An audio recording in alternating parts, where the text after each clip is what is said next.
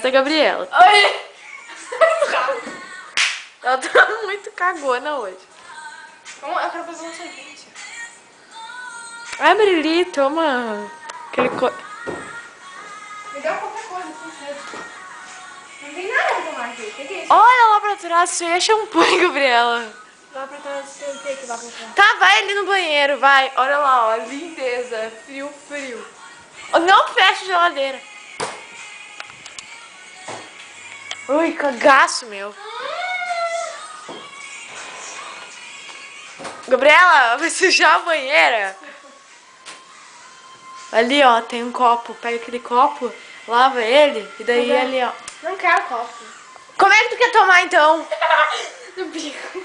Ah, tá, então bota a cabeça ali e toma. Não, tá louca? Então, o que tu quer da minha? Deixa eu ver. Tá, filma aí tu, ok.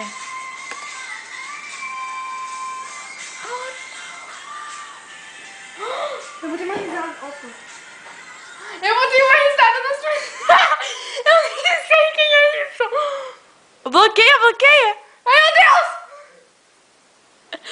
Cadê? Gabriela! Diz a cagada que tu acabou de fazer. Ai, meu Deus. Vou no banheiro. Ó, tá gravando. Viu? Gabriela, tá gravando. Como é que eu bloqueio? Filha da puta. Ai, meu Deus. Pedro Herbert? Quem é isso?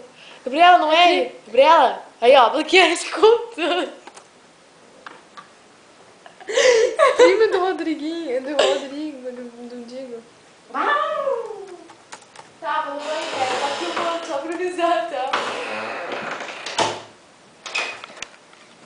Eu vou fazer aqui uma... Ela tá mijando ali. Vou fazer uma... Vou revelar um segredo aqui. A Lara usa drogas. Ela queria que eu não dissesse pra ninguém. Mas ela usa drogas. Drogas! Agora... Eu estou falando com... Não posso dizer quem é. Então a vida é muito estranha. A gente muito gosta das vidas. Aí quando elas terminam, a gente não gosta. Tá. Oi, desculpa, tchau.